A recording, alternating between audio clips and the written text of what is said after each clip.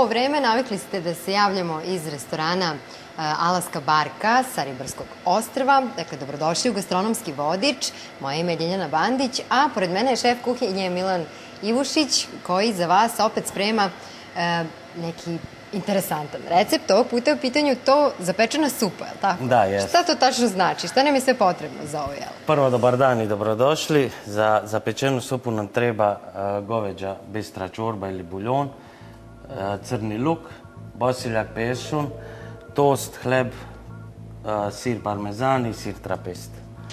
Kako supa uopšte može da se zapeče? Sad ćete vidjeti. Šta ćemo prvo Prvo, raditi? prije svega smo upalili pečnicu, odnosno rernu na 220 stepeni. Uzimamo tiganj jedan gdje ćemo distat malo luka i jedan gdje ćemo peći tost.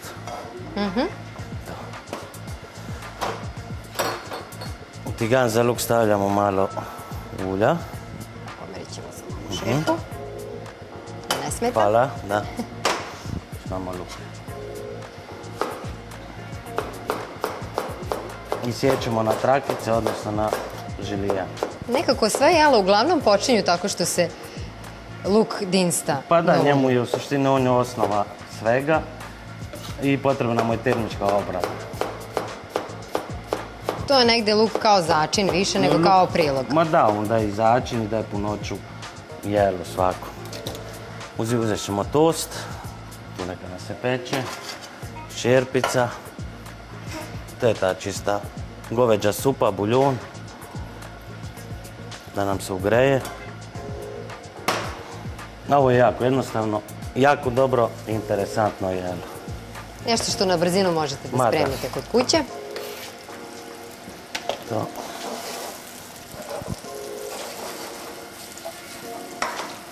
Malo soli.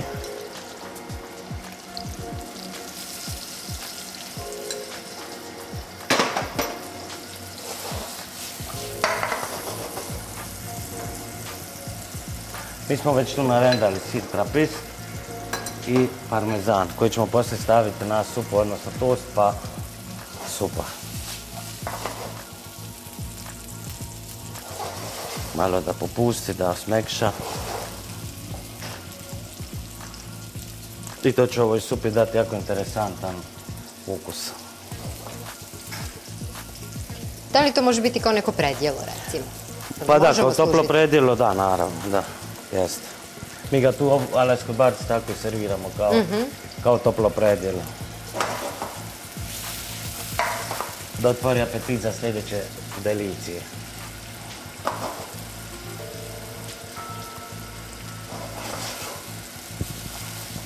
Još malo. Supa nam se greje.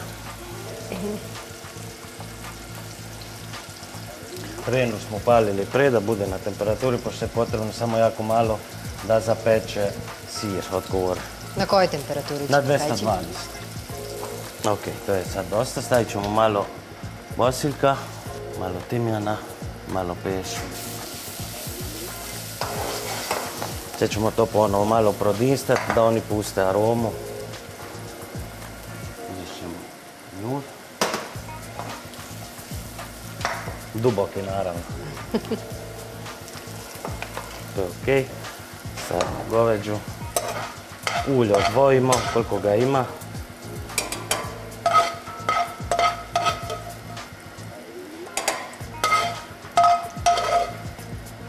Ok. To sve zajedno lagano prokuva. Tu. Ovo će nam trebati. Eto, možemo direktno ovako. U tome ćemo peći, ili tako? Tost još malo.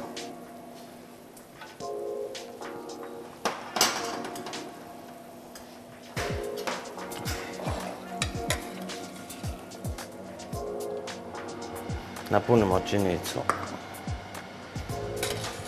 supom.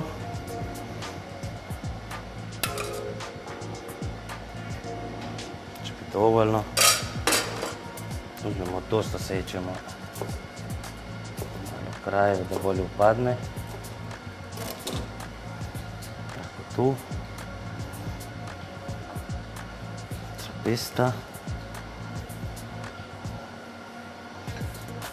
U suštini dovoljno je i sam trapist, ali ja stavljam parmezan zato što on je pikantan, ima drugačiju aromu, a i vizualno on je suv i vizualno će izgledat mnogo bolje, da. To je to i ovo sad ide u rejonu na 220.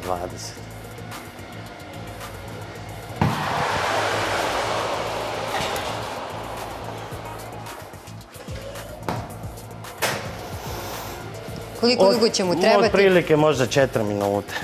Ne vjerujem da. Dakle, vrlo jednostavno i lako za napraviti jelo. I od tanjira što nam treba servirati jedan tanjir, salveta da ne beži. Sačekat ćemo. I da pričekamo, da. Dakle, otprilike prošlo je dovoljno vremena da možemo da proverimo supu. Da, idem po nju. Ajde da vidimo. Kako to izgleda zapečena supa?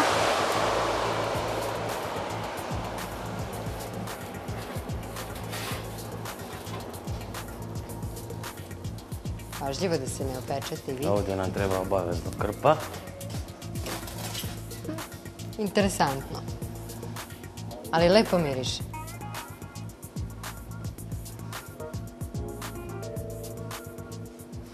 I evo ovako izgleda zapečena supa. Ja sam bila radoznala kako se sprema ovo jelo.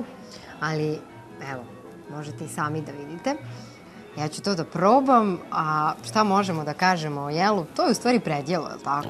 To je, da, toplo predjelo, pravljeno od luka, buljona, prepečenog tosta i zapečeno sa sirom. I ono kao takvo jako dobro otvara apetit za sljedeće jelo. Za nešto sljedeće. Pa eto, ovog puta zapečena supa. Ako niste pokušali sami kod kuće, svakako dođite u Alasku barku. Prijatno. Prijatno.